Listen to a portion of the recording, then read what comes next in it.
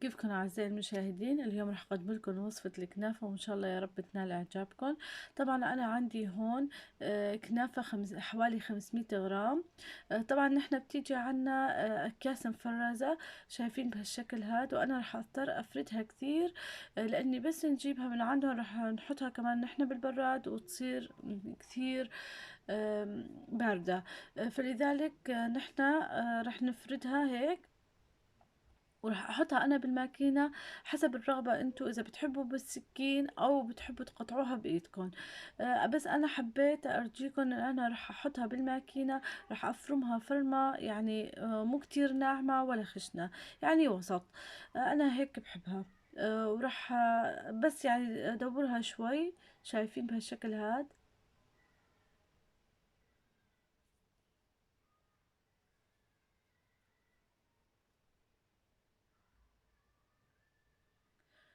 شايفين ما طلعت عندي كتير ناعمة، يعني مقبولة.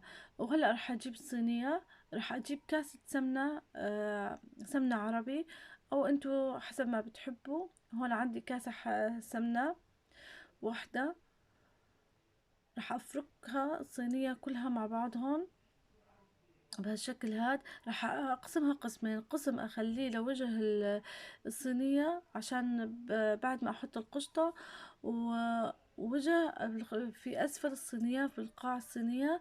شوفوا شلون انا رح افركهم بالسمنة منيح حتى تتشرب السمنة عندي كويس.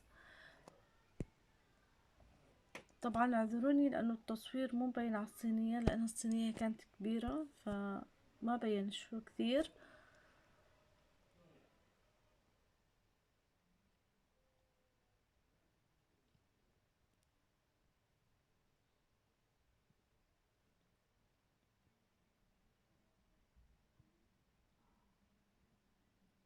هون بعد ما فركتهم كتير منيح بالسمنة، طبعا السمنة البلدي.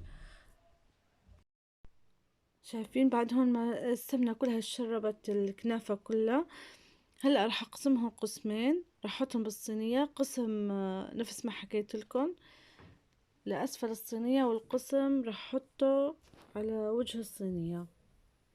شوفوا هون بعد هيك ما سويتها رح أرصها منيح. طبعا عملية الرص لازم يكون مرصوصة. انا جبت صينية ورصيتها منيح عشان ترص تضلها يعني اسفل الصينية، عشان تضلها ثابتة بقاع الصينية. بس نحطها بالفرن ونشويها ما تفرط، تضلها مثل ما هي قالب واحد.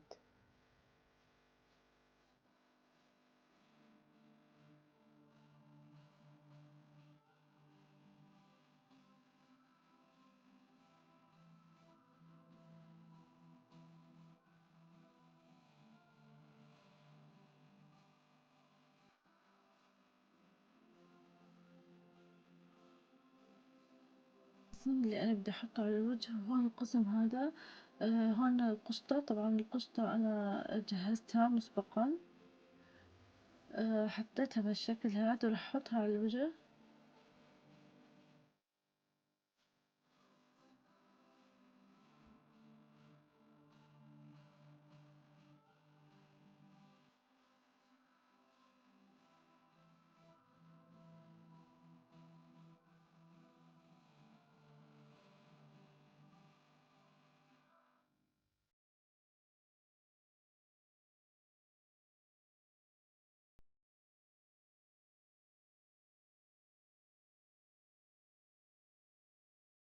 هون راح احط باقي القسم الثاني على وجه الصينية بهالشكل هاد. طبعا انا ما خليت القشطة تطلع بريت الصينية، على التمام خليتها.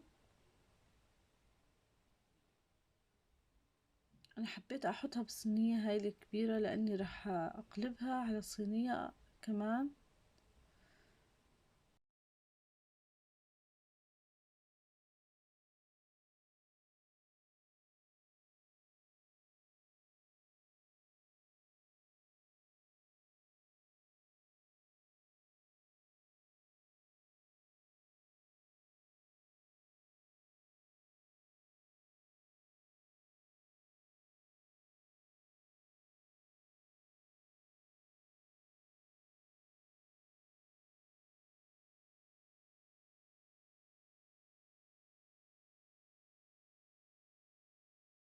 وعندي هون أنا حطيتها بالفرن وجهزت عندي الصينية، راح نحط عليها القطر وهي سخنة طبعا، والقطر بارد. صحتين وعافية، ولا تنسوا الاشتراك بقناتي وتفعيل الجرس حتى ينزلكم كل فيديوهاتي الجديدة.